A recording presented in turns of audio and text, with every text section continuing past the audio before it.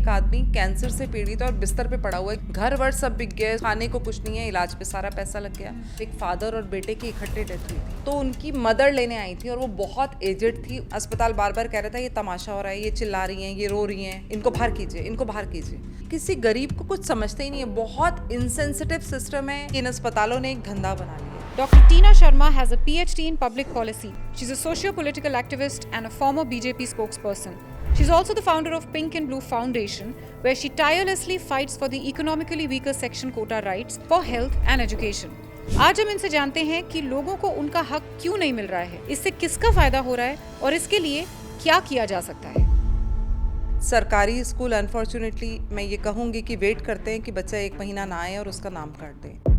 मैंने एक रिप्रेजेंटेशन दिया था कि आरटी जो फंड्स हैं उसको 12th तक का करना चाहिए, लेकिन सरकार ने कहा हमारे पास फंडिंग नहीं है। छवि आप एक बात सोच के देखिए कि एक बच्चा एक अंग्रेजी स्कूल में 8th क्लास तक पढ़े और उसके बाद वो सरकारी स्कूल में चला जाए, उसका मोटिवेशन क्या होगा? वो फिर उसी गालियों वाले माहौल में जा रहा है, वो उसी क्राइम वाले माहौल में जा रहा है। हमारे और आपके जैसे जो पेरेंट्स हैं जो कहीं ना कहीं इस चीज़ को ऑब्जेक्ट करते हैं कि हमारे बच्चे इन बच्चों के साथ पढ़ेंगे तो वो भी बिगड़ जाएंगे, कि इस तरह की लैंग्वेज ये यूज़ कर रहे हैं। Do you think it's justified? Trust के नाम पे स्कूल खुला, पैसा बहुत आ रहा है, नो प्रॉफिट नो लॉस दिखा रहे हैं। एक स्कूल से दूसरा स्कूल, दूसरे से तीसरा, चौथा, पांचवा, तो पीढ़ियों के लिए आपने पैसा इकट्ठा कर दिया, लेकिन गरीब का हक नहीं दिया। अगर हम हेल्थ की बात करें तो उसके बारे में भी मुझे बताइए, आपकी एनजीओ क्या करती है? 60 बड़े अस्पताल जिनको कांग्रेस की सरकार में कभी जमीनें फ्री में दी गई थी, ये बोलकर कि आप 40% गरीबों को कोटा दोगे। उस टाइम जो है खर्चे ज्यादा दिखाए जा रहे थे और इनकमिंग कम दिखाई जा रही थी कि सरकार के लोगों के साथ ही मिलके ये लोग चले गए कोर्ट और वहां जाके कहा जी हम तो कुछ कमा ही नहीं रहे, हम गरीबों को देंगे क्या। करते कराते ओपीडी जो है वो 25% कर दी, आईपीडी 10% कर दी। लेकिन सबसे बड़ा झोल कहाँ पर है? आपको खांसी है ना, आप गई, आपने कहा मैं गरीब हूँ जी, ईडब्ल्यूएस है मेरा, उन्होंने कहा टीना को तो कैंसर है, इसका कैंसर क्योर करेंगे तो हमें ऑपरेशन करना पड़ेगा। छवि को ले लेते हैं क्योंकि उसको सिर्फ जुकाम है, तो छवि 6 महीने से उसी बेड पे लेटी है। एक बड़ा अस्पताल है दिल्ली का जो ये कर रहा है। ना कॉन्फिडेंस इन गरीबों में है नहीं क्योंकि एजुकेशन नहीं है। गार्ड धमका देता है तो वहां से भाग आते हैं। तो इनको कैसे अवेयर किया जाए कि ये आपका हक है? जब तक आपको एजुकेशन नहीं मिलेगी आप अपने अधिकार को नहीं जान सकते। फंडिंग लेके तो बहुत दुनिया चला रही है और वो आधी फंडिंग कहाँ जाती है वो हम सब जानते हैं। कहाँ जाती है?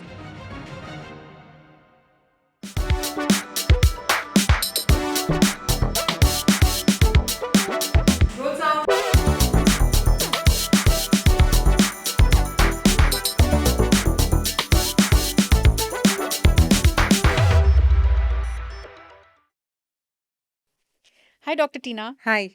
Welcome to Candid Confessions Thank you with very Chavi. much. Thank you Thank so you. much for coming all the way from Delhi. Thank you so much for inviting me. It's my pleasure. तो सबसे पहले just for my audience, let's tell them कि आपकी NGO जो है वो exactly करती क्या है? So we run a Pink and Blue Foundation, which is basically first year it was kind of had expenses, lot of expenses. मतलब can you explain that expenses high थे? Yeah. मतलब So expenses high थे कि हम गांव में जाते थे, स्लम्स में जाते थे, we used to collect kids and उसके बाद हम वहाँ पर हमने 3-4 वर्कर्स लगाए थे शुरू में। तो वर्कर्स की सैलरी होती थी, फिर एक रिपोर्टिंग सिस्टम है, फिर एक सिस्टम खरीदा, फिर कुछ फ़ोन्स खरीदे। तो ये सब कुछ हमें वर्कर्स को कई बार बाइक्स देनी पड़ रही है, कई बार उनको टैक्सी का फेयर देना पड़ रहा है। तो ये सब करते करते जब मैं 1 साल मैंने वो एनजीओ, अब करीब 12 साल हो गए मेरे एनजीओ को। तो जब वो एनजीओ मैंने चलाया और मुझे ऐसा लगा कि एक्सपेंसेस बहुत हो रहे हैं, मेरी पॉकेट से इतने जाने लगे और हम इसको हम इसको no profit no loss type चलाना चाह रहे थे। That was the idea from the beginning, but way out नहीं मिल रहा था। And I took pen and paper and sat with my immediate team. तो हम 5 लोग बैठे और हमने कहा क्या कर सकते हैं। तो आइडिया केम इन लाइक कि एक बच्चा हर 50 घर पे हम डिसाइड करें, विच इज नाउ हर 15 घर पे अब एक बच्चा है हमारे पास। Okay. सो हम क्या करते हैं, हमारे व्हाट्सएप ग्रुप बने हैं। एक स्लम है, जैसे मैं दिल्ली के स्लम्स में काम करती हूँ तो करीब हमने 150 स्लम लिए हुए हैं। और ऐसे ही हमने दिल्ली से बाहर भी कई प्रदेशों में, राजस्थान मेजर एरिया है, यूपी मेजर एरिया है, बिहार मेजर एरिया है, जहाँ से हम हेल्थ का काम कर रहे हैं, एजुकेशन दोनों हेल्थ का काम कर रहे हैं। तो हमने क्या किया कि 50 घरों पे उस टाइम एक बच्चे को तैयार किया। तो जो व्हाट्सएप ग्रुप था हमारा, उस व्हाट्सएप ग्रुप में वो अपने पेरेंट्स के फ़ोन को एक्सेस करके और हमें ये बताते थे कि ये बच्चा कल रात को किसी वजह से गांव चला गया है। Okay. और ये आज स्कूल नहीं आया तो आज हमें पता चला। हर 3 महीने में कोई ना कोई फसल कटनी होती है हिंदुस्तान में, तो बच्चा चला गया तो स्कूल में इन्फॉर्म भी नहीं किया। सरकारी स्कूल अनफॉर्चुनेटली मैं ये कहूँगी कि वेट करते हैं कि बच्चा 1 महीना ना आए और उसका नाम काट दें। अब अच्छा। आप ये बताइए कि पेरेंट टीचर्स मीटिंग में जितने रिलीजियसली आप और मैं जाते हैं, या एक पेरेंट तो पहुंचता है, अगर वर्किंग भी है तो एक पेरेंट तो किसी तरह पहुंचेगा ही। क्या इन गरीब लोगों के जो स्लम में लेबर का काम कर रहे हैं, किसी साइट पे लगे हुए हैं, क्या ये जा सकते हैं पेरेंट टीचर मीटिंग में? क्या ये तो तभी जाएंगे जब इनके बच्चे के साथ कुछ खराब होगा स्कूल में, या टीचर इनको फाइनली बुलाएगी कि आइए आपका बच्चा ये शैतानी कर रहा है, नहीं तो हम आपके बच्चे का नाम काट देंगे। बच्चा घर आ गया। तो उस टाइम हमने इसको शुरू किया, और आज हमारा एनजीओ सिर्फ 1 लाख रुपए साल का खर्च करता है, okay. and we don't take any money from anywhere. Though we have approximate 10 municipal corporation awards for taking 10,000 children back to mainstream education, wow. जो कि एक्चुअली सरकारी स्कूलों के टीचर्स का काम है। वो काम हम कर रहे हैं, लेकिन हमारा काम बड़ा सटल है, और 1 लाख भी खर्च नहीं होता है। लास्ट ईयर का 55,000 रुपये खर्चा था, हम तो वो भी ये एलिमिनेट मुझे कर रहे बताइए हैं। कि आप जो कह रही हैं कि बच्चों का नाम सरकारी स्कूल से काट दिया जाता है जी अगर वो 1 महीने से ज्यादा छुट्टी ले लें, जी। करेक्ट? तो ये सिर्फ सरकारी स्कूल्स में होता है? मतलब आपका जो एनजीओ है ये सरकारी स्कूल्स के प्रति काम करता है कि प्राइवेट स्कूल्स में भी कुछ? सी प्राइवेट स्कूल्स में फीस जा रही है, दे आर वेरी कंसर्न। जहाँ हम्म। प्राइवेट स्कूल में जो पेरेंट पैसे दे रहा है वो भी स्कूल में इन्फॉर्म करके जाएगा, वो थोड़ा सा अवेयर होता है। एक बार नहीं इन्फॉर्म करेगा तो स्कूल 4-5 दिन आने के बाद इन्फॉर्म करेगा। प्राइवेट स्कूल में ये प्रॉब्लम बहुत कम आती है, सरकारी स्कूलों में ज़्यादा आती है, और उन उन स्लम्स में ज़्यादा आती है जहाँ पर पेरेंट्स जो हैं बहुत बुरी स्थिति में हैं, और बच्चों के लिए मतलब उनके लिए बच्चों की education is not that important. मैं जी। आपको एक छोटा सा किस्सा बताऊंगी, जिसने मतलब कई ऐसे किस्से हैं जो मुझे लगता है कि जिन्होंने मेरे को और ज़्यादा एनकरेज किया टू वर्क। हम्म। एक मुस्लिम परिवार था, और कई हिंदू परिवार भी मैंने ऐसे देखे, खाली मुस्लिम परिवार में नहीं। एजुकेशन वैसे ही लेस थी, आपको पता है जी। कुछ कुछ कम्युनिटीज़ में एजुकेशन बहुत लेस है। एक उनकी पहली पत्नी थी जिनसे 3 बच्चे थे। हम्म। उन्होंने अब उनकी ही साली से शादी कर ली, क्योंकि पहली पत्नी की डेथ हो गई। हम्म। अब 7 बच्चे हो गए। ओके। 7 बच्चों की हालत ये थी, और मुझे कैसे पता चला, एक बच्चे का फ्रैक्चर हुआ तो मुझे फ़ोन आया कि इसका मल्टीपल बोन फ्रैक्चर है। ओ। मल्टीपल फ्रैक्चर है तो क्या कर सकते हैं, फटाफट कहाँ ले जा सकते हैं? तो मैं उसको एक प्राइवेट अस्पताल ले गई जो ईडब्ल्यूएस कैटेगरी के प्रोविजन में था।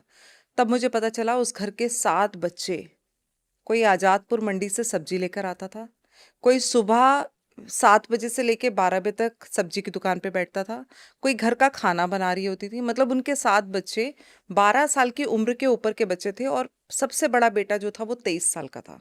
उसकी शादी भी हो गई, उसकी भी जो वाइफ आई वो अनपढ़ थी, और उनके घर में 8 बच्चे, माँ बाप अनपढ़, बच्चे अनपढ़, और सिर्फ रोटी बना रहे हैं।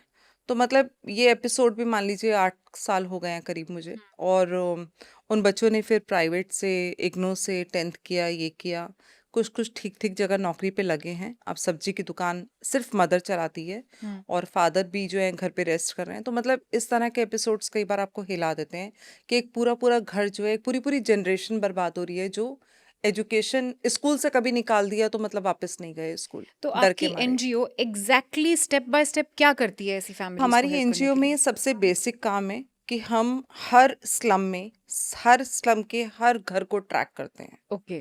उसमें जितने बच्चे सरकारी स्कूलों में पढ़ रहे हैं, प्राइवेट वालों को भी ट्रैक करते हैं, उसमें कोई इशू नहीं है, लेकिन प्राइवेट में इतना प्रॉब्लम है नहीं। जो 2-4% प्रॉब्लम होता है वो प्राइवेट में पेरेंट्स बहुत अवेयर हो गए हैं, और उनको स्कूल में जब पीटीएम करते हैं तो टीचर्स का भी बहुत दबाव होता है। सरकारी स्कूल में टीचर्स उतनी मेहनत नहीं कर रहे हैं बच्चों के ऊपर, उनको रिटेन करने पे, क्योंकि सरकारी स्कूलों पे पॉपुलेशन, जो चाइल्ड पॉपुलेशन है उसका बहुत प्रेशर है। आप ओके। दिल्ली में आज भी देखेंगे, कहने को दिल्ली है, दिल्ली के कह सकते हैं कि इंटीरियर्स में कहीं स्लम होगा, है ना? नहीं। जहाँ मैं लुटियंस दिल्ली में रहती हूँ, जो वहाँ का पॉश एरिया है, वहाँ पर 6 स्लम हैं। ओके। 6 स्लम हैं, और एम्बेसीज के पीछे स्लम हैं। एम्बेसीज के पीछे स्लम हैं, 5 स्टार होटल्स के पीछे स्लम है। तो Delhi is full of slum, which is given me lot of courage, and which is really encouraged me to work for these children. अब ये जो बच्चे हैं, हमने इनके ग्रुप बनाए। हमारे पास अब जो ग्रुप है, उस एक ग्रुप में 100 बच्चे हैं, और हर घर पर मतलब अब 50 घरों पे एक बच्चा है, 50 घरों पे हमने एक बच्चा रखा है, 15 घरों पे एक मॉनिटरिंग कमेटी है। मॉनिटरिंग कमेटी में 5 बच्चे हैं, 5 बच्चे जैसे क्लास में मॉनिटर बनते हैं, वो 5 बच्चे हैं। तो उनको शाम को जब बच्चा दूसरा कोई खेलने नहीं आया तो उनको पता होता है, वो स्कूल नहीं गया तो पता होता है कि ये बच्चा आज स्कूल नहीं गया, तो वो जाके पता कर लेते हैं, क्योंकि साथ-साथ घर है, ओके। पता कर लेते हैं क्या हुआ। अब फ़ोन होने के बावजूद भी जो है पेरेंट्स स्कूल में इन्फॉर्म नहीं करते, फसल कटनी है चले गए, किसी की डेथ हो गई चले गए, पति-पत्नी का झगड़ा हो गया, पति शराब पी के आता है, पत्नी ने नहीं रहना है, वो रिलोकेट हो गई। तो ये कहीं न कहीं प्रॉब्लम्स आती हैं। उसको ट्रैक करने के लिए हमने बहुत सिंपल सा तरीका बनाया है कि ये बच्चे हमें रिपोर्ट करते हैं। ये बच्चे जब रिपोर्ट करते हैं तो कोई हमारा एक ऑफ़िस का लड़का जिसको मैं कह सकती हूँ कि वो वहाँ जाता है, वो जाकर पेरेंट्स का नंबर-वंबर फाइंड आउट करता है। हमने अब कोशिश की है कि हमारे पास घर के सबके नंबर हों। ओके। इवन अगर लेडी का नंबर है तो उसकी फैमिली के भी कुछ लोगों के नंबर रखे हैं हमने। हुँ। अगर अब्यूज़िव रिलेशनशिप में हैं तो हमने उस लेडी को ये भी कहा है कि आप अपनी फैमिली के नंबर से दीजिए, कभी हम आपको कॉन्टैक्ट कर सकें इस बच्चे के एजुकेशन के लिए। एंड पेरेंट्स भी बहुत अवेयर हो रहे हैं अभी। तो हम जब उनको कॉन्टैक्ट करते हैं और बात करते हैं तो हमें वस्तु स्थिति पता चल जाती है कि वो 4 दिन में 5 दिन में वापस आ जाएँगे और ये दिक्कत है। ओके। तो फिर हम स्कूल में जो है इन्फॉर्म करते तो हैं, बेसिकली आपने क्या एक नेटवर्क सा बना दिया है इन नेटवर्क सारी बना कम्युनिटीज़ दिया। में, यस, स्लम्स में, यस। जहाँ पर बच्चों को ही आपने काम पर लगा दिया हमने है। बच्चों को लगाया है। तो बच्चे हमसे कुछ नहीं चाहते, महीने में 1 दिन हम मैगी पार्टी करते हैं। मैगी पार्टी क्या होती है? मैगी पार्टी होती है कि हम बहुत सारी ईंटें लगा देते हैं एक हाँ। जगह और लकड़ियाँ चुन के, और लकड़ियाँ भी बच्चे चुन के लाते हैं क्योंकि हम इसे मिनिमम बनाते हैं।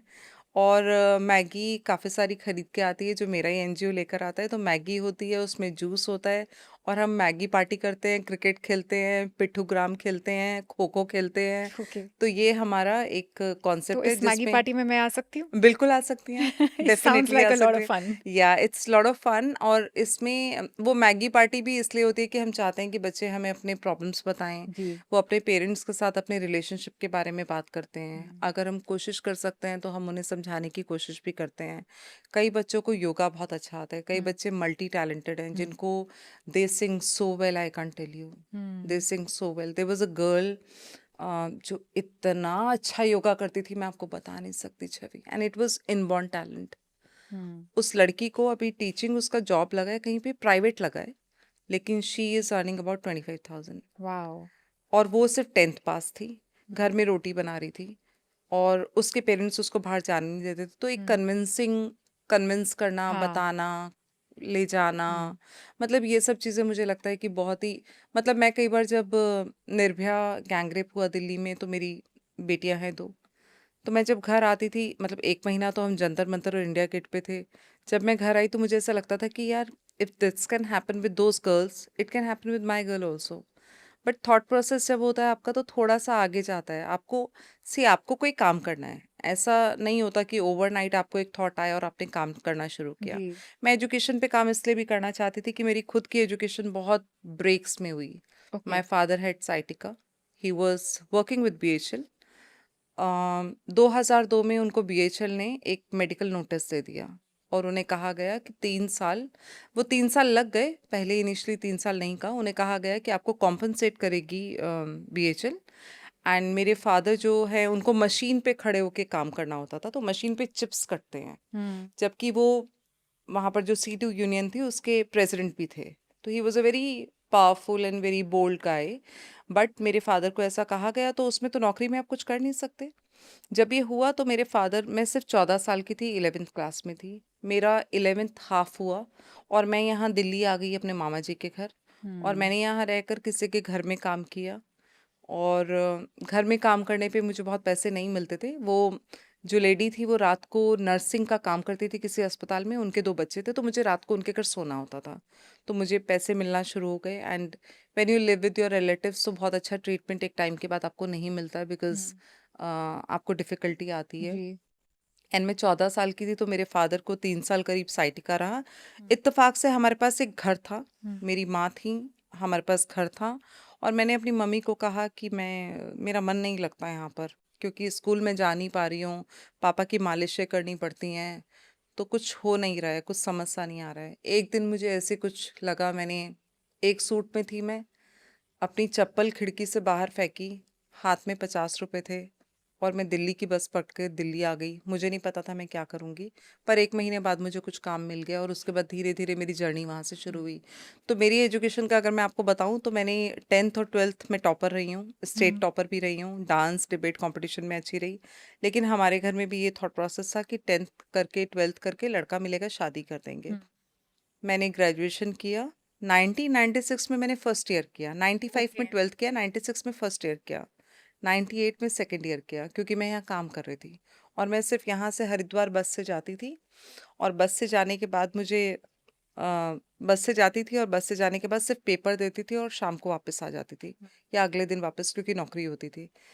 और फिर 2001 में मैंने, क्योंकि उस टाइम एक टाइम होता था 5 साल में अगर आप ग्रेजुएशन पूरा कर लेंगे नहीं तो आपको रिपीट ओके दोबारा से करना पड़ेगा। ओके तो 2001 में मैंने फाइनल ईयर फाइनल ईयर किया। फिर उसके बाद मैंने डिस्टेंस एजुकेशन से सब कुछ किया। मैंने मास्टर्स की 2 बार, मैंने पीएचडी की। अब मेरा हार्वर्ड में एडमिशन हुआ है सीनियर लीडरशिप एग्जीक्यूटिव प्रोग्राम के लिए, which is 1 year programme and next year शुरू हो रहा है। तो आई फील ब्लेस्ड। मैंने लॉ किया अभी रिसेंटली, मेरा 3 इयर्स लॉ कंप्लीट हुआ, लेकिन सब कुछ distance, I am very online happy कि डिस्टेंस। आपने अपनी जर्नी को इतना इंस्पिरेशनल बनाकर अपने आप को मोटिवेट किया so that you can help other children in the absolutely. Field end of मेरे को एजुकेशन। अब जैसे मुझे लगता है कि मेरा 15 साल के वर्क एक्सपीरियंस के बाद 10 साल में हार्वर्ड का एडमिशन मिल जाता है। हार्वर्ड में एडमिशन मिलना इज़ दी टफेस्ट थिंग। मुझे वो एडमिशन मिला है और मुझे स्कॉलरशिप मिल रही है और मैं अगले साल उसके पढ़ने के लिए भी जा रही हूँ। चलिए तो ऑल द मुझे बेस्ट फॉर कहीं ना दैट। कहीं आई फील ब्लेस्ड एंड आई या फील या कि सी मैं अपनी आगे की जनरेशन कैसे ठीक कर सकती हूँ। मेरी 2 बच्चियाँ बहुत अच्छा पढ़ रही हैं, वो अपने आगे ठीक करेंगी, तो एक जनरेशन को तो सफ़र करना पड़ता है if you come from that background.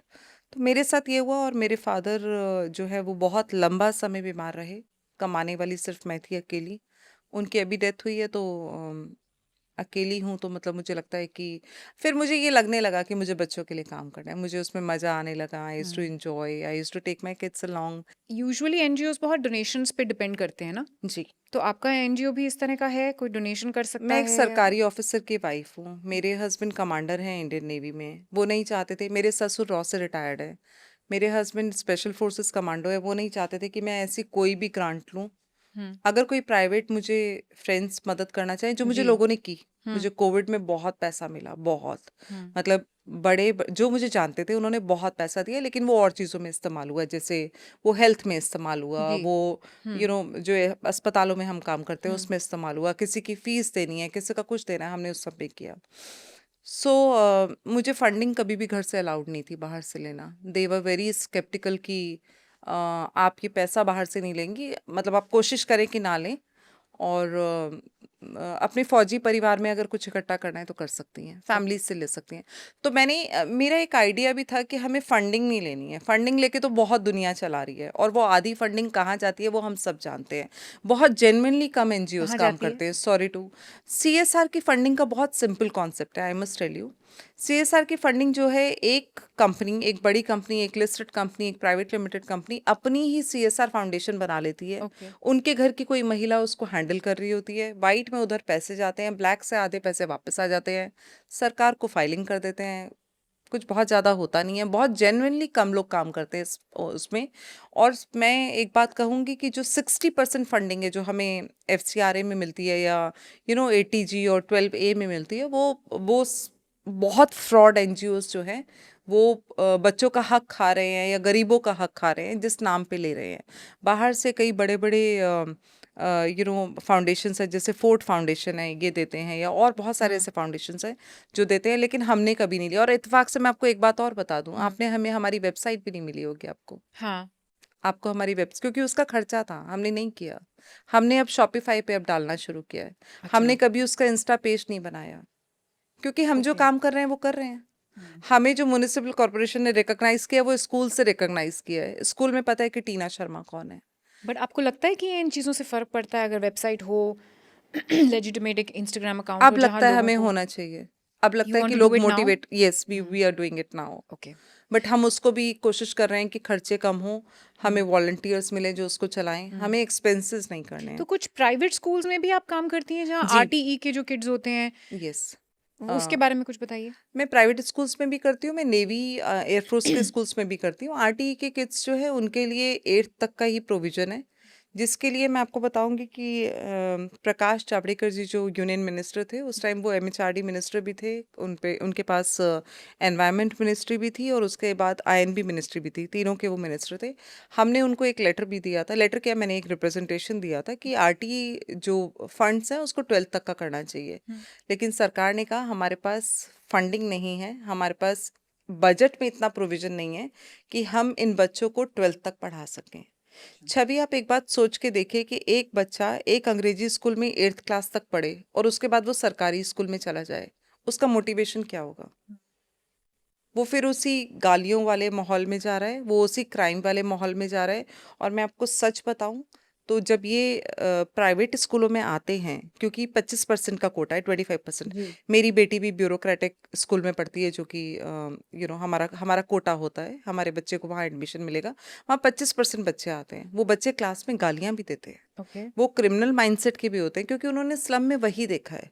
लेकिन उनको कहीं से तो शुरू करना है ना। यूनिफॉर्मिटी जो यूनिफॉर्म की होती है वो हम कैसे लाते हैं कि हर बच्चा यूनिफॉर्म में आएगा, हर बच्चे ने यूनिफॉर्म में आना है, एक ही यूनिफॉर्म में। तो ऐसे हम कई बच्चों को कहीं से तो स्टार्ट करेंगे ना कि समाज के बच्चे एक साथ रहें। लेकिन यहाँ भी जो दूसरे पेरेंट्स हैं जो साल के 40-50 लाख रुपए अफोर्ड कर रहे हैं कि स्कूल के, या 10 लाख भी कह लीजिए, 10 भी अफोर्ड कर रहे हैं, वो कहते हैं जी ये आरटी का क्या प्रोविजन है, ये क्यों ईडब्ल्यूएस कैटेगरी को, इकोनॉमिकली वीकर सेक्शन के बच्चों को हमारे बच्चों के साथ बिठा के पढ़ाया जा रहा है। लेकिन अब नहीं हो रहा है ये, क्योंकि अब तो सुप्रीम कोर्ट की गाइडलाइंस हैं कि ये बच्चे पढ़ेंगे ही पढ़ेंगे इसमें। But I want to और ask you कि I don't know so much about the RTE Act. कौन सी क्लास ऑनवर्ड्स ये शुरू होता है? सी आरटी जो है वो फर्स्ट क्लास से शुरू हो जाता है, फर्स्ट ग्रेड फर्स्ट क्लास से से 8th तक अभी जो 8th लॉ है तक वो है 8th अभी। तक है। हाँ, और ये लॉ पिछले 15 साल और से ये यही लॉ चल रहा है। आपके एक्सपीरियंस में कहाँ तक इम्प्लीमेंट हो रहा है? स्कूल्स में एक्चुअली 100%, 25% होता है 100%, कोटा इसका? 100%। अभी जो न्यू एजुकेशन पॉलिसी आई है, जिन्होंने उसको बनाया है, जो उसमें रहे, वो मेरे काफ़ी अच्छे मित्र भी हैं। और न्यू एजुकेशन पॉलिसी में काफ़ी कुछ आया बच्चों के लिए, लेकिन उसमें भी 12th क्लास तक की उन्होंने अपग्रेड नहीं किया है। तो 8th क्लास तक जो बच्चा पढ़ लिया, जिसको बेसिक एजुकेशन मिल हाँ, गई, हाँ, अब 8th के बाद वो ड्रॉप आउट हो जाता है। हाँ। बट ये स्पॉन्सर्ड गवर्नमेंट की तरफ से होते हैं? स्पॉन्सर्ड है और 100%। यूनिफॉर्म, बुक्स वगैरह यूनिफॉर्म, बुक्स एवरीथिंग वगैरह इज मिल जाती है जी। ओके। उसमें थोड़ा बुक्स बिल भी जाती हैं। बुक्स ये भी होता है कि जो जो जैसे हमारी जैसी फैमिली के लोग हैं, वो अपने पिछले साल के बच्चे की बुक्स हाँ, दे भी देते हैं स्कूल राइट, में, राइट, यूनिफॉर्म्स भी दे राइट, देते हैं, बुक भी दे देते हैं। राइट। बट इसमें इनको ये बेनिफिट होता है कि जितने इवेंट्स स्कूल में होते हैं जिसमें बाकी बच्चे पार्टिसिपेट करते हैं, इनके बच्चों को पैसे नहीं देने होते। They don't have that expenses. अगर पिकनिक जा रहे हैं तो इनके बच्चों को पैसे नहीं देने हैं। ओके। वो कहीं ना कहीं उसमें बैलेंस करना पड़ता है। तो तो मतलब ये अभी आप जैसे कह रही थी कि आप हमारे और आपके जैसे जो पेरेंट्स हैं जो कहीं ना कहीं इस चीज़ को ऑब्जेक्ट करते हैं कि हमारे बच्चे इन बच्चों के साथ पढ़ेंगे तो वो भी बिगड़ जाएंगे कि इस तरह की लैंग्वेज ये यूज़ कर रहे हैं। Do you think it's justified? See in a way they are also right. Hmm. क्योंकि देखिए, एक तो चेंज हमें कहीं ना कहीं से शुरू करना है छवि। चेंज जब शुरू करना होता है ना, तो कुछ तो नुकसान होता है, एक का जी। फायदा होता है, एक का नुकसान होता है। एक ट्रांजिशन पीरियड होता है, हमेशा तो ऐसा रहेगा नहीं।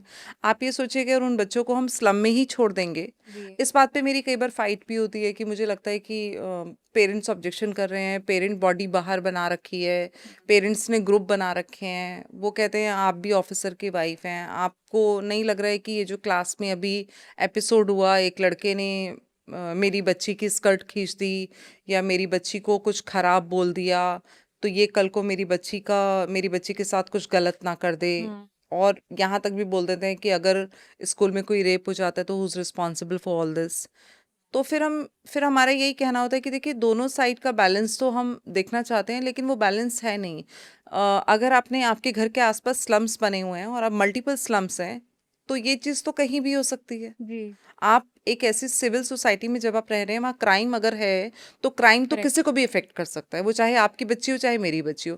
कम से कम ये आज मेन स्ट्रीम एजुकेशन में आके पढ़ेंगे तो कहीं तो कुछ कब कहीं तो कुछ होगा, बदलेगा इन द फ्यूचर, एटलीस्ट बदलेगा। समथिंग। और and I think as a parent I know कि बच्चों को अगर छोटी उम्र से ही अच्छी वैल्यूज देने की कोशिश की जाए तो बड़ी उम्र में जाके वो कहीं ना कहीं निखरते ही हैं।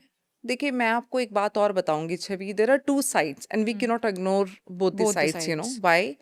एब्यूसिव फादर है, स्लम में मैं आपको बता दूं कि अगर एक औरत काम कर रही है, उसके किसी से 4 बच्चे हैं और वो आदमी भाग जाए, तो उस औरत के पास इतना टाइम नहीं है कि उसका आधार कार्ड लेकर उसको ढूंढने जाए कि मेरा पति कहाँ भाग गया है, मैं इससे कुछ क्लेम कर लूं, क्योंकि उसके पास कुछ क्लेम करने के लिए है नहीं। आपके मेरे पास है। अगर हमारा हस्बैंड आज कहीं 2 घंटे भी गायब हो जाए, उसका फोन बंद हो जाए, तो हम उसे ढूंढेंगे और हम सब कुछ क्लेम करेंगे कि जी घर हमारा है, बच्चे आपसे हुए हैं, शादी हमारी हो रखी है आपसे। आप मुझे बता दीजिए कि स्लम में रहने वाली कितनी औरतें इस प्रिविलेज से गुजर रही हैं। अब जो आपका इकोनॉमिकल स्टेटस है वो किससे शुरू होता है? वो एजुकेशन से शुरू होता है। Education is the first and foremost right, fundamental right for every children, every human being in any country.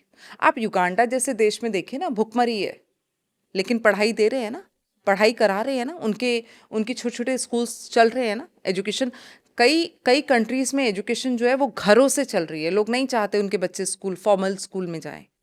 हमारे देश में भी ऐसा कई जगह है। मैं तो गुरुकुल से पढ़ी हूँ, गुरुकुल में तो मंत्र सिखाते थे। मैं तो हरिद्वार की हूँ, मैं गुरुकुल से पढ़ी हूँ। तो मैं कई बार मैं दोनों साइड को देखते हुए ये भी कहूँगी कि दोनों देखिए, महिलाओं को जब राइट्स, महिलाएं अपने राइट्स मांग रही तो आज भी हम नारी वंदन विधेयक के लिए पार्लियामेंट में लड़ रहे हैं। तो जो सोसाइटी में जो एक एक जो चेंज आता है वो धीरे धीरे करके आता है, ओवरनाइट तो कुछ नहीं होता। ओवरनाइट आप कह दो कि इन गरीब बच्चों के लिए अलग स्कूल बना दें, क्यों बना दें अलग स्कूल, ये उन्हीं स्कूलों में जाने चाहिए। लेकिन एट द सेम टाइम जो पेरेंट्स प्रिविलेज्ड हैं, जो एक फाइनेंशियल स्टेटस से आते हैं, उनका कहना भी ठीक है कि हमारे बच्चे के साथ 4 लड़कों ने मिलके मेरी बच्ची की स्कर्ट खींची, ये चारों लड़के। अच्छा, कई बार क्या होता है कि उनका ये कहना है कि आप हमारी बच्ची का सेक्शन चेंज कीजिए, हमारे बेटे का सेक्शन चेंज कीजिए, ये तो घर आया तो ये गाली दे रहा था, हमने तो ये गाली कभी सुनी नहीं। तो इसका क्या मतलब? I don't understand what is the solution to this. This no solution. There is no solution. Teachers कर रही हैं ठीक, टीचर्स कर रही हैं। क्लास में एक मॉनिटर बनाई जाती है, वो जो मॉनिटर, मेरी बच्ची भी 5th क्लास में है, वो भी क्लास की मॉनिटर, तो बोलती है कि मम्मा ये और ये लड़का, ये 2 बच्चे हैं।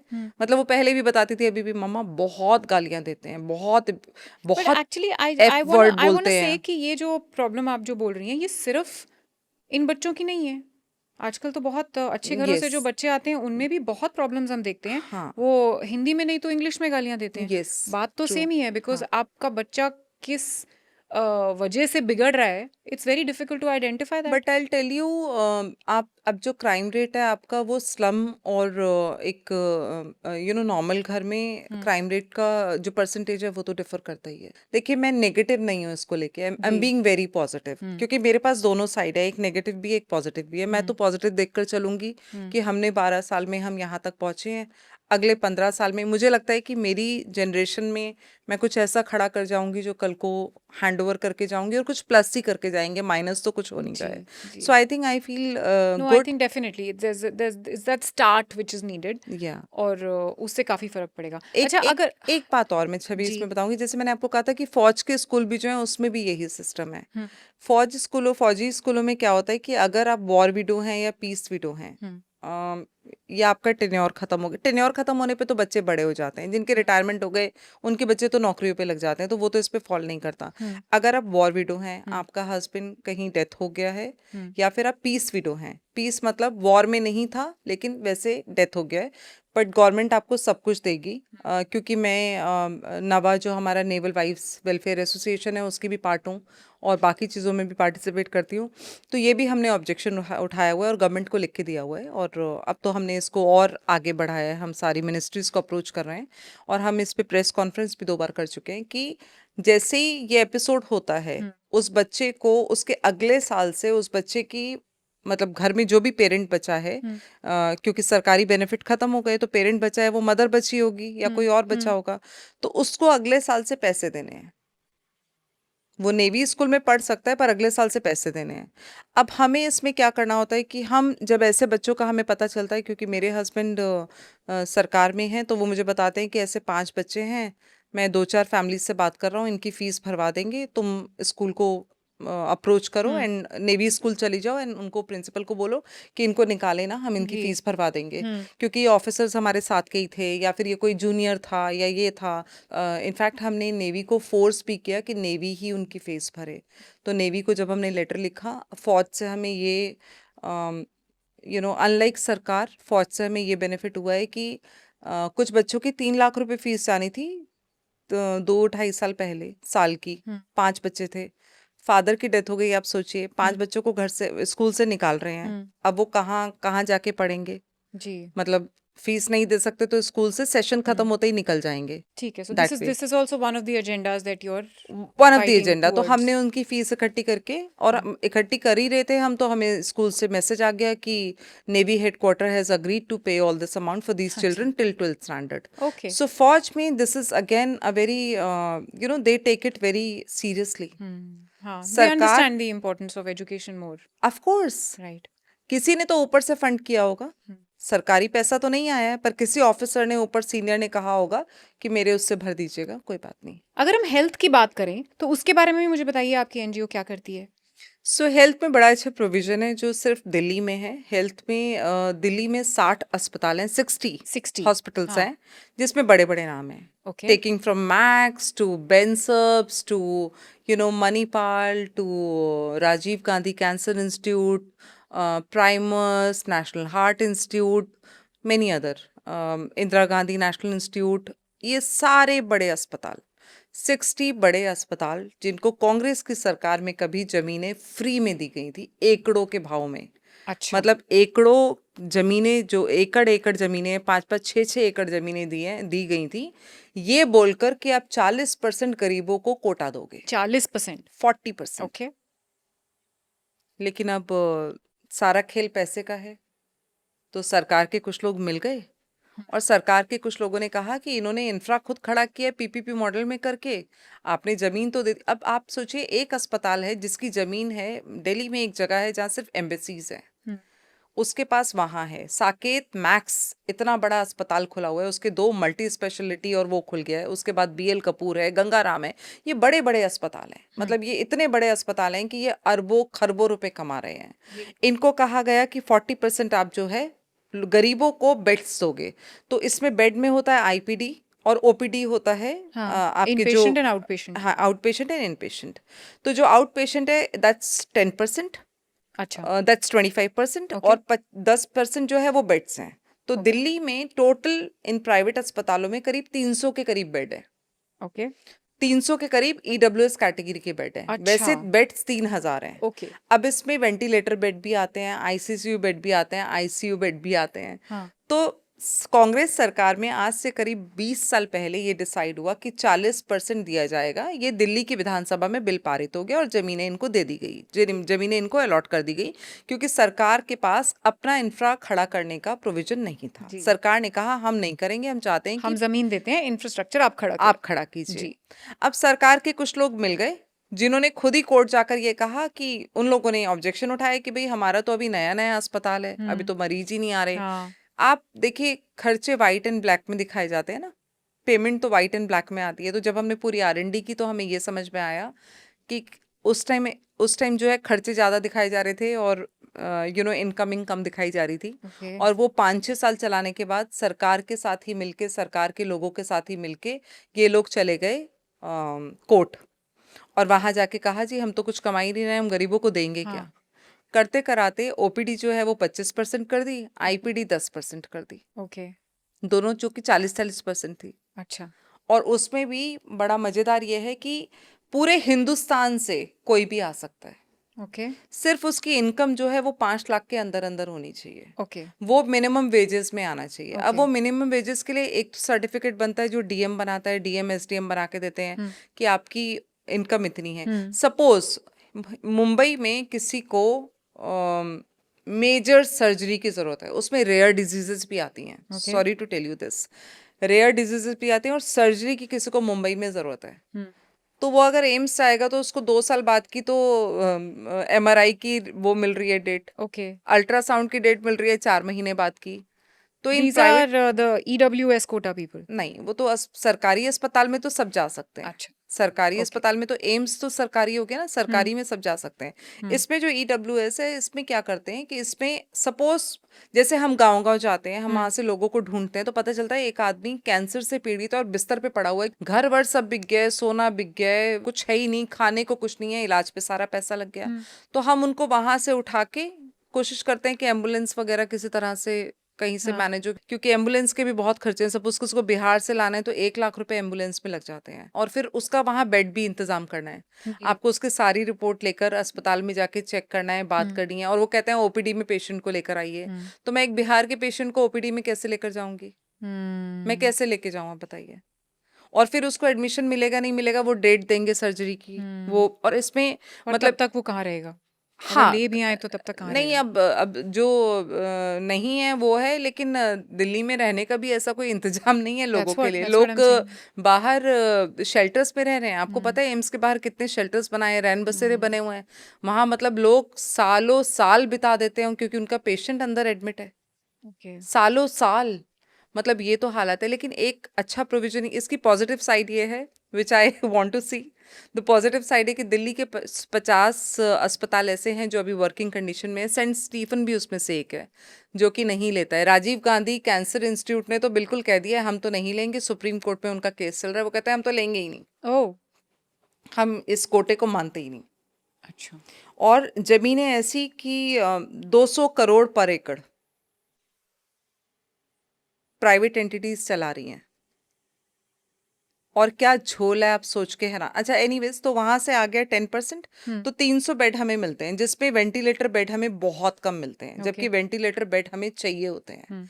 आपको अगर अमीर बीमार पड़ रहा है और 3,000 उसके लिए बेड्स हैं जो पैसे देके जा रहा है, तो क्या गरीब भी उसी रेशो में बीमार नहीं पड़ सकता? तो उस गरीब के लिए तो है नहीं।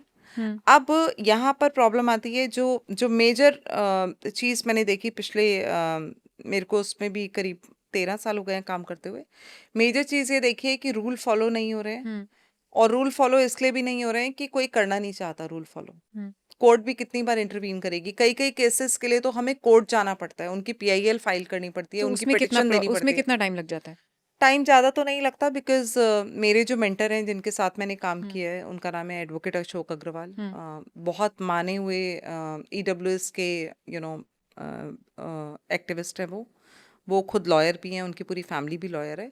उसमें ज़्यादा टाइम नहीं लगता। उसमें सिर्फ ये होता है कि सेम डे पिटिशन फाइल की तो पिटिशन सेम डे भी कोर्ट एक्सेप्ट कर लेती है, क्योंकि उन्हें पता है कि लाइफ इन डेथ के बारे में है। जी। तो अगर बहुत सीरियस इंजरीज है और मेडिकल रिपोर्ट्स लगी हैं तो सेम डे मिल जाता है, और 3-4 दिन में हमें आइडिया, वो हमसे पूछ लेते हैं कि कौन से अस्पताल में आपको भेजना है, तो then we tell them the specialization of the hospital, and फिर वो वहाँ पर रेफर कर देते हैं। फिर वो अस्पताल को देखना है कि वो अस्पताल अब प्राइवेट बेड पे एडजस्ट करेगा या ईडब्ल्यूएस पे ही एडजस्ट करेगा। तो वो कोर्ट की डायरेक्शन को इग्नोर नहीं, कंटेम्प्ट ऑफ कोर्ट होगा, कोर्ट की डायरेक्शन को इग्नोर नहीं कर सकते। लेकिन ऐसा कितने केसेस में करेंगे Chhavi? That is the problem. Now issue is कि इन अस्पतालों ने एक धंधा बना लिया है। पहले तो यहाँ कर्व किया। देखिए सरकारों में क्या होता है, जिसकी सरकार आ गई उसने जमीनें ले ली। ऐसी कई सरकारी जितने भी स्कूल हैं ये नो प्रॉफिट नो लॉस पे चलने चाहिए, क्योंकि ये एक्चुअली में जो है वो ट्रस्ट की जमीनें हैं। Beat your any school, you name any school, किसी के पास अपनी जमीन नहीं है। स्कूल एंड इवन अस्पताल, कोई ऐसा अस्पताल नहीं है जो अपनी जमीन पे बना हो। क्लिनिक हो सकता है, क्लिनिक किसी ने हो सकता है अपने पैसे पे बनाया हो, लेकिन कोई बड़ा अस्पताल नहीं है जो अपनी जमीन पे बना हो। सरकार के दो तरह की प्लॉटिंग होती है। सरकार जो है वो 2 तरह की प्लॉटिंग देती है। कहीं भी जब कम्युनिटी बसाते हैं या एक आपका जो एक क्षेत्रफल बसाते हैं, जिसको आप कह सकते हैं डेमोग्राफी बनाते हैं, तो उसमें एक अस्पताल की जगह होती है, उसमें एक स्कूल की जगह होती है, और वो हर 3 किलोमीटर पे आपको मिलती है। तो वो बहुत कम रेट्स पे होती है। अच्छा। अगर उसकी ऑक्शन भी होती है और आपने वैसे भी लिए, ये तो सरकार ने 60 अस्पतालों को बिल्कुल फ्री में दिया हुआ था। तो जब उनको वो ऑक्शन में मिलती है लैंड, अब उस पे उन्हें स्कूल ही खोलना है। ट्रस्ट के नाम पे स्कूल खुला, पैसा बहुत आ रहा है, नो प्रॉफिट नो लॉस दिखा रहे हैं, पैसा बहुत आ रहा है, ऑडिट कोई है नहीं। और स्कूल, मैं बता रही हूँ, एक स्कूल से दूसरा स्कूल, दूसरे से तीसरा, चौथा, पांचवा, तो पीढ़ियों के लिए आपने पैसा इकट्ठा कर लिया, लेकिन गरीब का हक नहीं दिया। तो इसमें एक बड़ी मेजर चीज़ है। एडवोकेट अशोक अग्रवाल जो हैं वो सुप्रीम कोर्ट से इसके मेंबर भी हैं, जो ईडब्ल्यूएस कैटेगरी कमेटी है उसके मेंबर भी हैं। अब डीएम एसडीएम जो है आपका सर्टिफिकेट नहीं बना रहा है, जो लो इनकम सर्टिफिकेट है वो नहीं, मतलब वो बनने भी, दिल्ली में बन भी नहीं रहे थे। तो एक फॉर्म भर के उसमें अशोक अग्रवाल जी वेरीफाई कर देते हैं कि इस बंदे की स्थिति देखने में कुछ लग नहीं रही है और इसको फटाफट इस अस्पताल में भेजें। लेकिन सबसे बड़ा झोल कहाँ पर है? हम सारा सारा दिन ले लेके घूमते हैं। और मैंने कोविड में तो ये काम इतना किया, मैं आपको बता नहीं सकती। मुझे 4 बार कोविड हुआ। हम लेकर जाएंगे वहां पर, खांसी जुकाम के जो मरीज है ना, जिनको खांसी जुकाम हो रखा है, जी। वो बेड पे लेटे हुए हैं। ओके, मतलब उनको लेटा के बेड ब्लॉक कर दिया। हाँ, उनको ले लिया। आपको खांसी है ना, आप गई, आपने कहा मैं गरीब हूँ जी, ईडब्ल्यूएस है मेरा, मेरा बीपीएल कार्ड भी होता है, एक पीला और हरा कार्ड होता है, वो दिल्ली में काफी लोगों के बने, तो पीला हरा कार्ड ले गए आसपास स्लम में। तो उन्होंने कहा टीना को तो कैंसर है, इसका कैंसर क्योर करेंगे तो हमें ऑपरेशन करना पड़ेगा, छवि को ले लेते हैं क्योंकि उसको सिर्फ जुकाम है। तो छवि 6 महीने से उसी बेड पे लेटी है। हम्म। तो बेड इज ब्लॉक्ड। वो बेड ब्लॉक है। बेड का एक अच्छा, एक ईडब्ल्यूएस कैटेगरी का पोर्टल भी है सरकार का। अगर आप उस पे देखेंगे तो आपको हर अस्पताल का पता चल जाएगा किस अस्पताल में कितने बेड खाली है। लेकिन वो अपडेटेड पहले कम रहता था। अभी सुप्रीम कोर्ट ने कई बार लताड़ा है प्राइवेट अस्पतालों को, और इस बॉडी को भी लताड़ा है कि ये रोज शाम को अपडेट होना चाहिए। तो रोज शाम को 8 बजे करीब ये लोग अपडेट करते हैं। लेकिन एक बोर्ड, आप किसी भी अस्पताल में जाएंगे दिल्ली में तो आपको देखेगा इकोनॉमिकल वीकर सेक्शन बोर्ड और ईडब्ल्यूएस कैटेगरी बोर्ड, उस पे लिखा होता है कि कितने बेड हैं, टोटल कितने बेड हैं, कितने बेड अलॉटेड हैं फॉर ईडब्ल्यूएस कैटेगरी, कितने बेड आईसीयू हैं, कितने बेड आईसीसीयू हैं। तो वो सारे आपको भरे हुए मिलेंगे। अच्छा। लेकिन मैं जैसे एक्टिविस्ट हूँ और मैं अस्पतालों में धड़ल्ले से जाती हूँ, मेरे को कोई रोक नहीं सकता है। मतलब मैं बदतमीजी नहीं करती हूँ, बट मेरे को अगर वो ये कहते हैं कि नहीं आप ऐसे विजिट नहीं कर सकते, तो फिर मैं एक पेशेंट के थ्रू चली जाती हूँ। तो इनको कैसे अवेयर किया जाए कि ये आपका हक है? और अगर अवेयर कर भी दें, अगर इन्हें पता भी है, तो आप तो चलो एनजीओ चला रही हैं, आपकी फिर भी थोड़ी बहुत पहुंच है, लेकिन इनकी तो कोई पहुंच ही नहीं है, तो ये अपना केस बेचारे बोलें किसे? किसी को नहीं बोल सकते, ये सब सरकार का काम है। अब ये जो मैंने आपको बेड्स बट की इज स्थिति इज देयर बताई लाइक अ है, specific channel that yes there they is. Can go through? So what is it? I am telling you. So इसमें क्या है कि एक सरकारी अस्पताल, एक सरकारी डॉक्टर्स की बॉडी बननी चाहिए, जो बॉडी इन प्लेस है, ओके। जिसमें हर साल हर 6 महीने में नाम चेंज होते रहते हैं। ओके। वो कभी इन प्राइवेट अस्पतालों पे आके ना छापा मारती है, ना इंस्पेक्शन करती है, ना कुछ करती ओके। है। ओके। कुछ नहीं करते। ओके। सब पैसे का खेल है। उनको आके चेक करना है कि कौन सा मरीज कब से लेटा है, इसका प्रिस्क्रिप्शन क्या है। मैं जाती हूँ तो मैं चेक करती हूँ प्रिस्क्रिप्शन क्या है। अब मैं डॉक्टर नहीं हूँ, लेकिन आई हैव डॉक्टर फ्रेंड्स, तो मैं वो प्रिस्क्रिप्शन उसको भेजूंगी। तो कहते हैं यार इसको तो पैरासीटामोल पे सुला रखा है, इसको तो पैरासीटामोल चल रही है सुबह शाम। तो मैंने कहा तो फिर इसको कैसे खाली कराएं? तो कहते रिक्वेस्ट करो, फिर आप एमएस को ढूंढो। एमएस को सारा दिन ढूंढते तो एमएस ऐसे ही सुनेगा कि भाई कोई सोशल एक्टिविस्ट आई है, वो वैसे ही एंटरटेन नहीं करेगा। एमएस यहाँ है, वो सर्जरी में है, वो अभी ऑपरेशन में है, वो अभी बोर्ड मीटिंग में है, अभी ये है, अभी वो है। तो इट्स काइंड ऑफ हैरेसमेंट।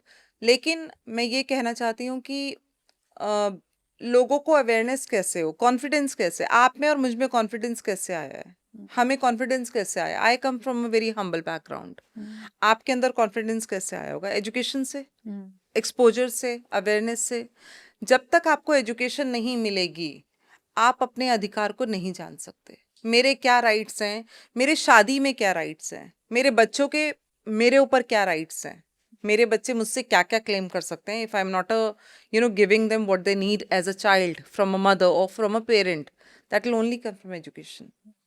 सो ये जो ईडब्ल्यूएस कैटेगरी का झोला है, ये इतना ज्यादा है। अच्छा, उसके बाद मैं आपको बताती हूँ, ये जो ईडब्ल्यूएस कैटेगरी की जो ओपीटी होती है ना, ओपीटी में 25% है। तो इनकी ना एक स्टैंप बना रखी है अस्पतालों ने। आप ईडब्ल्यूएस कैटेगरी में आती हैं, आप अस्पताल पहुंच गई, आपकी आपका जो प्रिस्क्रिप्शन है जब वहां से बना रिसेप्शन से, तो उस पर ईडब्ल्यूएस की स्टैंप लगा दी, नीले या काले रंग की। ओके। अब आप अंदर गई डॉक्टर के पास, डॉक्टर कह रहे हैं हाँ बताइए। सर मेरे को ऐसे ऐसे दिक्कत है, ये है। तो सरकारी अस्पताल क्यों नहीं जाते? यहाँ क्यों मरने को आ जाते हो? हम इसके खिलाफ भी लड़ रहे हैं। एक बड़ा अस्पताल है दिल्ली का जो ये कर रहा है। आपको क्या बताने की जरूरत है डॉक्टर को कि ये ईडब्ल्यूएस का पेशेंट है? हम इसके खिलाफ भी लड़ रहे हैं। आप डिस्क्रिमिनेट कर रहे हैं। मैंने एक लेडी प्रेग्नेंट थी। अच्छा, प्रेगनेंसी का भी प्रोविजन है। मैं आपको बता दूं, अगर आप 3 महीने के अंदर अंदर अगर आप रजिस्टर कर लेती हैं ईडब्ल्यूएस कैटेगरी में, तो आपकी डिलीवरी फ्री होगी। अच्छा। प्राइवेट अस्पताल में वाओ। आपकी डिलीवरी फ्री है, पर उसके लिए आपको प्रॉपर जाना पड़ेगा, आपके टेस्ट भी वही होंगे, सब कुछ वही है। लेकिन अगर अब विदिन 3 इसकी हम जब अवेयरनेस करते हैं तो फिर महिलाएं जाती हैं प्राइवेट में डिलीवरी कराना, किसको नहीं अच्छा लगता, सबको अच्छा लगता है। तो अब हम फर्स्ट मंथ में ही रजिस्ट्रेशन करा देते हैं। तो उसमें काफ़ी सारे अस्पताल हमें वो भी करते हैं, क्योंकि प्रधानमंत्री ने थोड़ा सा जो बर्थ वो है उसको, बर्थ मेडिकल फैसिलिटी है उसके लिए प्रमोट भी किया अस्पतालों में। अगर आप जाके देखेंगी तो जननी करके जो स्कीम चल रही है उसमें महिलाओं को प्राइवेट अस्पतालों में डिलीवरी कराने के लिए एनकरेज किया गया है, जिससे सरकारी अस्पतालों का भी बोझा कम हो। तो हम फर्स्ट मंथ में रजिस्ट्रेशन करा देते हैं और वो बड़े आराम से जा रही है, अपना अल्ट्रासाउंड करा रही है। अच्छा, सरकारी में अब क्या सिस्टम होता है स्लम में, मैं आपको बताती हूँ। एक लेडी ने फर्स्ट अल्ट्रासाउंड करा लिया, नॉर्मल है, फिर वो 3 महीने तक उठ के ही नहीं गई। ना वो कोई फॉलिक एसिड खा रही है, ना वो कोई हीमोग्लोबिन अगर उसका कम है, ना वो चेक कर रही है कि उसका थायराइड प्रॉब्लम है या नहीं है, या बच्चे में कोई डेफिशिएंसी आ सकती है। 5वें महीने में उठ के जाती है वो, जिस दिन उसे लगता है कि आज दिखा लेती हूँ चलो। अब वो अवेयरनेस ज़्यादा हो रही है, लेकिन मैं जनरल बात बता रही हूँ। जब मैंने स्टार्ट किया था ये 5वें महीने में पता चल रहा है कि बच्चे में भी डेफिशिएंसी और मदर में भी डेफिशिएंसी है। ओके, और कोर्ट परमिशन नहीं देता है आपको कि आप एक टाइम के बाद अबॉर्ट कराएं। करेक्ट। आपको वो बच्चा डिलीवर करना ही करना है। और वो औरतें उन बच्चों के साथ पूरी जिंदगी बिता रही हैं उनकी टेक केयर करते हुए। तो ये डिफरेंस आया है अब कि जब उनकी स्कैनिंग फर्स्ट मंथ में होती है, फिर 1.5 महीने बाद होती है, फिर 3 मंथ्स में होती है। तो ऐसे 5 स्कैन होते हैं टोटल। एक डिलीवरी से इमिडिएटली पहले होता है। तो हमें इसमें बड़ा फ़ायदा मिला है। और हमें ऐसा लगा है कि कई बच्चे जो हमने स्लम में देखे हैं जो कंप्लीटली डिसेबल्ड है जन्म से, और उनके पेरेंट्स उनको बिस्तर पे रख के पाल रहे हैं और वो वेजिटेटिव स्टेट में है, कंप्लीटली वेजिटेटिव स्टेट में है। तो सोचिए, एक झुग्गियों में काम करने वाला लेबर क्लास आदमी कितने दिन ऐसे बच्चे को, देखो प्यार तो सबको अपने बच्चे से होता है जो पेट में होता है, और सपोज वो जन्म लेते ही उसे कुछ हो जाए तो हमें अटैचमेंट उससे भी होती है। लेकिन ऐसे किसी भी बच्चे को दुनिया में लाना सिर्फ आपका इमोशनल बॉन्ड नहीं है, उसकी भी तो जिंदगी है। तो कई बच्चे हमने ऐसे देखे जो वेजिटेटिव स्टेट में हैं, या फिर बड़े होकर कोई डिफॉर्मिटी है उनके अंदर। 5-6 साल में ही पता चल रहा है कि बच्चे के अंदर जो है वो प्रॉपर चल नहीं पा रहा है, बच्चा ये है वो है, लेकिन उसको ढो रहे हैं। ढोना is not the right word, but I am Yeah, just but telling I you mean, because yeah, this should I get pinch it. Correct.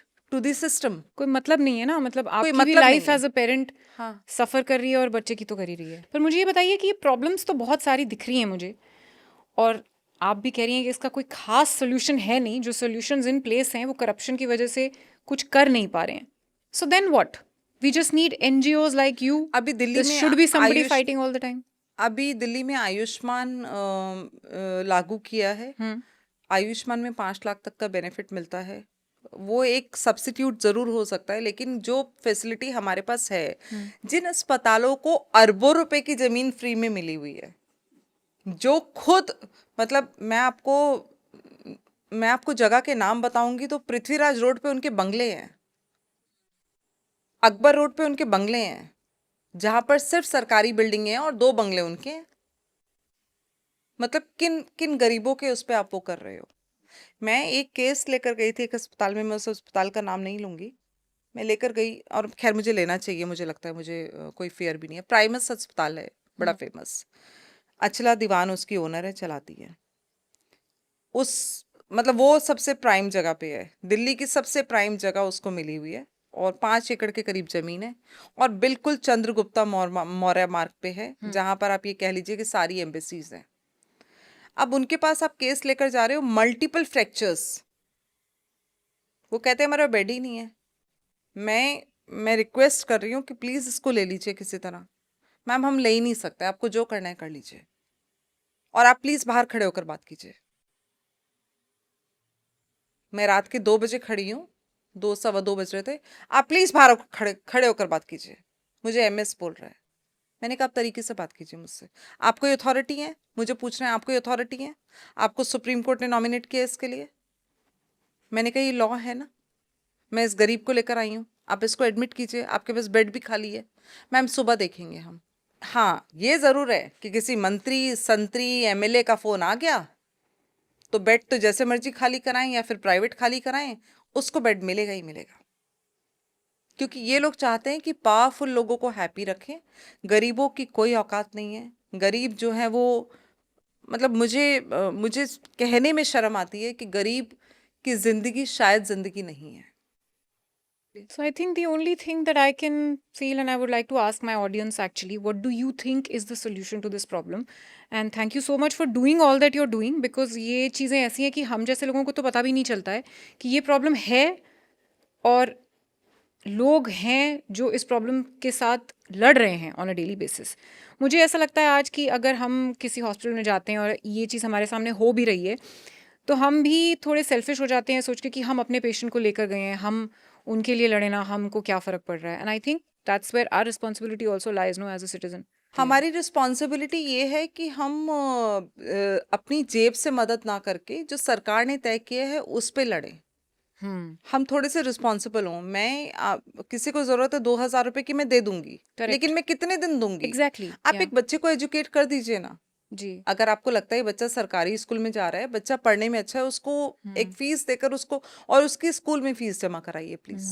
Request है मेरी ये पेरेंट्स से या जो भी लोग हैं जो चाहते हैं कि एक्चुअली यहाँ पर एक और प्रॉब्लम जो मैंने देखा है, मेरे साथ भी होती है और मैंने अपने फ्रेंड से भी देखा है, कि जब कोई एनजीओ आता है डोनेशन मांगने के लिए कि इस बच्चे का एजुकेशन आप स्पॉन्सर कर दीजिए, थोड़ा सा कहीं ना कहीं ना डाउट भी आता है। And you guys also tell me in the comments if it happens with you, कि थोड़ा सा डाउट आता है कि ये पैसे एक्चुअली बच्चे के एजुकेशन के लिए जा रहे हैं कि एनजीओ इसमें से कितना परसेंटेज रख रहा है।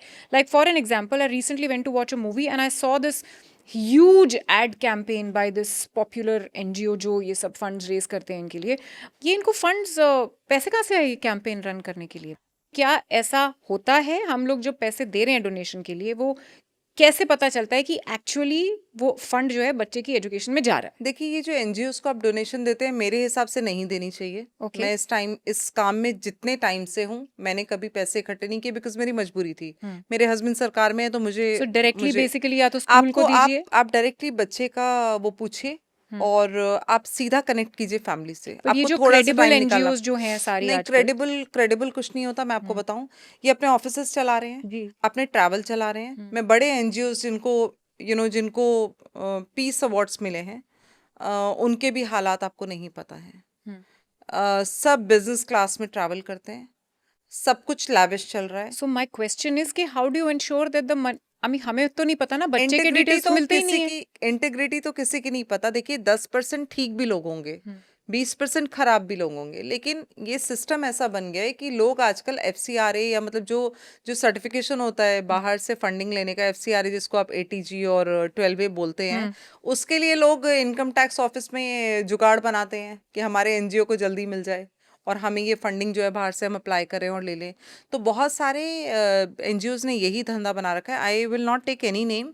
आप चाहे बड़ा एक एनजीओ ले लें, चाहे छोटा ले लें। अब मेलिंडा गेट्स, मतलब जितने भी एनजीओ से बड़े बड़े चल रहे हैं, क्या इनके खर्चे नहीं हैं? They've kept CEOs, global head, this and this, मतलब और इनके प्रोजेक्ट हेड्स हैं, इंटर्न्स रखे हुए हैं, छोटे छोटे बच्चों को एक्सप्लॉइट करते हैं, उनको प्रोजेक्ट हेड बनाते हैं, उनको एक प्रोजेक्ट हेड बना के 1 साल उनका यूटिलाइज करते हैं, उनको 5 पैसे नहीं देते और उस प्रोजेक्ट से लाखों रुपए कमाते हैं। तो ये इंटर्नशिप भी ऐसे चलती है। और चाइल्ड वेलफेयर कमिटीज़ हैं हिंदुस्तान में। लेकिन मैं आपको ये कहूँगी कि जब भी आपको दान करना है, आप अपने हाथ से, जिसके हाथ में करना है, मैं उसको दान नहीं बोलूंगी, it's a kind of help. अगर वो हेल्प आप करना चाहते हैं, जिसको आपको करना है, थोड़ा सा समय निकाल के आप उस परिवार से मिलिए। और ये भी होता है कि ये परिवार भी वो एजुकेशन में खर्च करेगा कि नहीं, नहीं, उसकी भी बट क्या आप बच्चे गारंटी की है? सीधा स्कूल में फीस आई जमा थिंक कर दैट इज द दीजिए। बेस्ट। तो if that there is is the if there is a way you to go and actually, interact with 2-3 families. उसमें आपको जहाँ समझ में आ रहा है, जहाँ देना है, आप बच्चे के स्कूल में जमा कीजिए। जब तक बच्चा, आप पैसे भरेंगे, बच्चा स्कूल जाएगा। You should be responsible and you should be a responsible donor. Correct. अपने मेट के बच्चे को पढ़ाइए, उसका एक तो बच्चा पढ़ेगा और आपकी नजरों के सामने रहेगा। आपकी नजरों के सामने रहेगा। आप देखो, पूरी दुनिया के लिए तो हम नहीं कर सकते, लेकिन I would request people who really want to fight for this issue, they should really get in touch with us. Because हमें वॉलंटियर्स की ज़रूरत है, हमें पढ़ी लिखी औरतों की ज़रूरत है जो बैठ के कहीं पे अपने घर पे होमवर्क करा दें।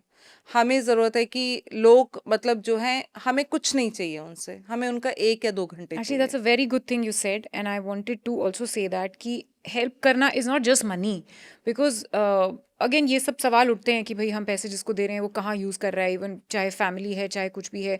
Even with one of my domestic helps, वो फीस उसने मुझसे मांगी, जब मैंने उसको कहा कि मुझे रिसीट ला देना, शी कुडंट गायब। Provide me the receipt. गायब, राइट? तो वहाँ पे भी डाउट आता है कि पैसे 1,000 रुपए ही थे, लेकिन तो भी मैं चाहती हूँ कि वो फीस में यूज़ हों।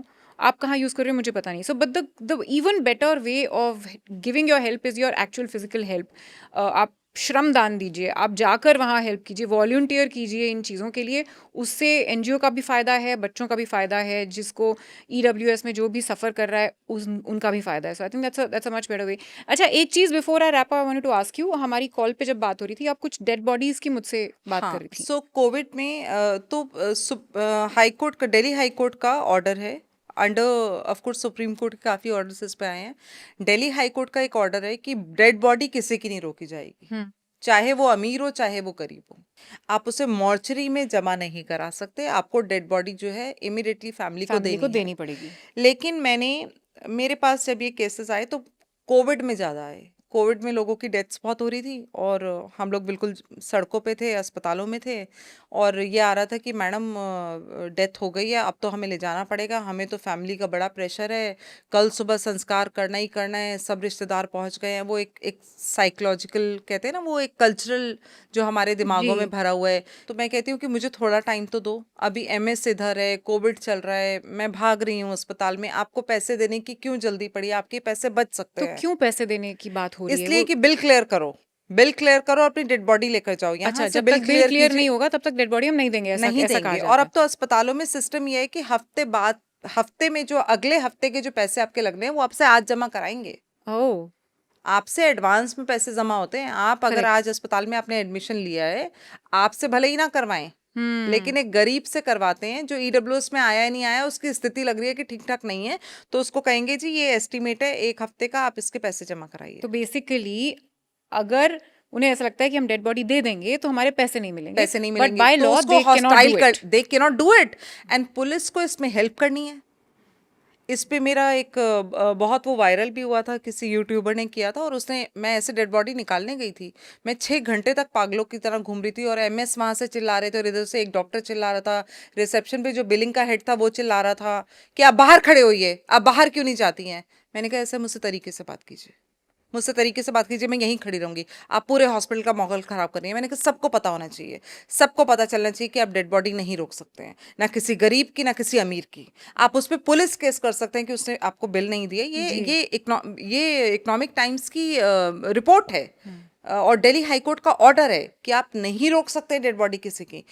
तो हमने कितने कितने परिवारों के 15-15, 16-16 लाख, 6-6 लाख, 4-4 लाख के बिल माफ कराए, और उन्होंने सिर्फ एम्बुलेंस भी आपको चैरिटेबल मिल जाती हैं, तो कोविड में बहुत चैरिटेबल एम्बुलेंस चल रही थी, एम्बुलेंस में बिठाया और भेजा। अब डेड बॉडीज मैंने करीब करीब 79 डेड बॉडीज हमने निकाली। एंड डेड बॉडीज को जब निकाला गया तो उनके परिवार रो रहे थे। वाओ। मतलब मैं आपको बता नहीं सकती कैसे कैसे मतलब एक फादर और बेटे की इकट्ठे डेथ हुई थी। तो उनकी मदर लेने आई थी, और वो बहुत एजेड थी, ओल्ड थी, उनको बीपी इशू था, वो अस्पताल के बाहर बैठी थी क्योंकि उनको अंदर बैठने से अस्पताल को प्रॉब्लम हो रही थी। अस्पताल बार बार कह रहा था ये तमाशा हो रहा है, ये चिल्ला रही हैं, ये रो रही हैं, इनको बाहर कीजिए, इनको बाहर कीजिए। मैं अंदर थी। तो हमें 24-24 घंटे लग जाते हैं ऐसे काम करने में, पूरी पूरी रात। एमएस मुझसे मिलना नहीं चाहता, एचओडी मुझसे मिलना नहीं चाहता, जिसने सर्जरी की है वो मुझसे मिलना नहीं चाहता, जिसने रिलीज करना है, जो बिलिंग डिपार्टमेंट का जो हेड है वो मुझसे मिलना नहीं चाहता। वो कहता है जी आप बिल पे करो, आप लेकर जाओ, आप बिल पे करो। मैंने कहा हम बिल पे करेंगे नहीं, हम आपको डेड बॉडी नहीं देंगे। मैंने कहा आपका पिताजी भी देगा डेड बॉडी। अब ये इनके राइट्स है, लेकिन इनको पता नहीं है डेड बॉडी का राइट। जब हमने किया तो लोगों ने इसको बड़ा, मतलब उस पर रिस्पॉन्स आया हमारे पास, तो लोगों के मुझे फ़ोन आने लगे कि हमारी ऐसे ऐसे अस्पताल में है, पैसे तो हम उधार ले आएंगे, लेकिन अब हम लेकर क्यों आए, आप टीना जी हमें मदद कीजिए। तो हमने फिर अपने वॉलंटियर्स लगाए, उनकी डेड बॉडी निकाली। तो जो फैसिलिटी सरकार ने दी है, ये प्राइवेट अस्पताल उस पर बैठ के खा रहे हैं। तो आई जस्ट वांट कि people should know their rights. और जो लोग ये काम करना चाहते हैं, देखिए कोई ना कोई चाहिए पढ़ा लिखा इन अस्पतालों से लड़ने के लिए, इनके बिलिंग सिस्टम को समझने के लिए, इनकी चीज़ों से फाइट करने के लिए, इनसे बात करने के लिए। ये किसी गरीब को कुछ समझते ही नहीं है, बहुत इनसेंसिटिव सिस्टम है। कोई एक आध सेंसिटिव डॉक्टर होता है जो मुझे मिलता है और जिसको मैं एडमायर करती हूँ, जिसके फिर हम उसके साथ दोस्त बनते हैं, फिर वो हमें उस अस्पताल में हेल्प भी करता है। लेकिन वो भी ये कहता है कि अस्पताल एक बिजनेस है, टीना जी मैं कितनी मदद करूँ आपको, आप ओपीडी में भेज सकते हैं लेकिन आईपीडी में प्लीज कम लोग भेजिए। तो ये सिस्टम है, this is what but it thank you is. So much doctor Tina कि आप ये कर रही हैं। And the more I listen to your conversation, the more I listen to these incidents, मुझे लगता है कि कोई सोल्यूशन इसका कहीं दिखता नहीं है, क्योंकि जब तक करप्शन रहेगी, एंड करप्शन हमारे देश में इतनी डीप रूटेड है कि हम उसे किस किस लेवल तक काटें। So I want to leave this question to my audience, what do you think should be done about it? कैसे हर किसी को अपना हक मिले, और कैसे ये सारी कमिटीज़, ये सारी एजेंसीज और कंपनीज जो हैं इन प्लेस इन चीज़ों को इन्फोर्स करने के लिए, कैसे ये किया जाए कि ये अपना काम करें, or at least there are some people who are working towards this good cause like you, Dr. Tina. So please put your thoughts down in the comments below, and please share this video, because like you said, awareness is the first step. भाई पता तो चले ना सिर्फ EWS category के इंसान को, बल्कि हमें भी पता चले कि उनके क्या राइट्स हैं, ताकि हम थोड़े माइंडफुल तो रहें। आसपास ये सब होता है, हम देखते हैं, हमें पता तो चले कि ये जो है ये कानून है और इस तरह से ये गलत चीज़ हो रही है, इसको इस तरह से सही किया जा सकता है। So please share this video as much as you can, and please like and subscribe to my channel. Thank you for watching. You're watching Candid Confessions with Chavi. This is both of us signing out. Love and peace from us to you.